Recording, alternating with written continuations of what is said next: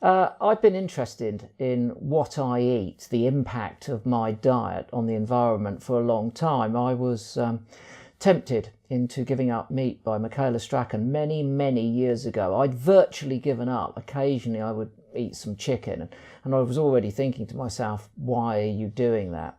But as I've become more and more aware of the impact our diet has on the environment and of course the species that live in it, I've become increasingly concerned to minimise the negative aspects of that.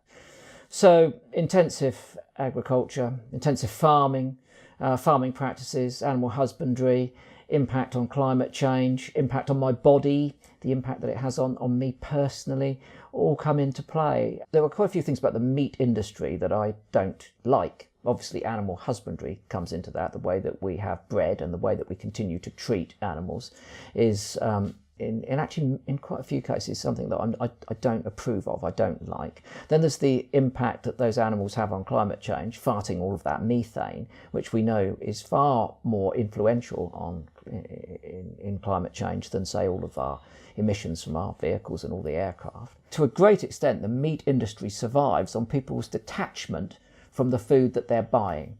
If they knew where it had come from and how it was produced in terms of all of the chemicals, all the antibiotics, everything else that's wrong about this type of industry, meat consumption would drop off straight away.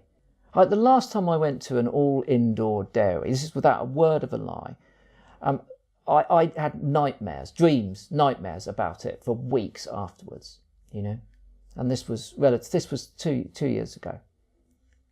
To see the way, it's just entirely wrong, these poor animals, it's just disgraceful. I couldn't sleep at night, not a wink, if I didn't get up during the day and try and move people in a positive direction over issues that concern me and I have some knowledge of. I feel a compunction to stand up and ask people to think about what they do and the choices they make, and to tell them about the true costs of those choices. Because then if they're armed with better information, they are better placed to make the right decision, and that's my job. So that's why I'm really excited to be an ambassador. I'm interested from a personal point of view because I'm not, fully vegan, and I've always been honest about that. Take a bit of flack for it. But this is, me saying, I've got to a certain point, now I'm going to see if I can go further. For me, it's a bit of experimentation. I've got to find vegan biscuits. Where am I going to find vegan biscuits that are tasty? Hobnobs are vegan? Hobnobs are vegan. It's no challenge. What have I been doing? I've been fretting. Do you know the one thing I've been fretting about going into this whole month? I was thinking, oh no, I'm going to have to find some cardboardy, nasty old biscuits that are going to be chewy or dry and distasteful, and they won't be a treat, and I'll have to give up biscuits as I gave up cheese. But no.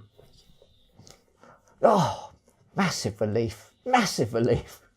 I'm genuinely really excited about it. It's going to be a challenge. I know that.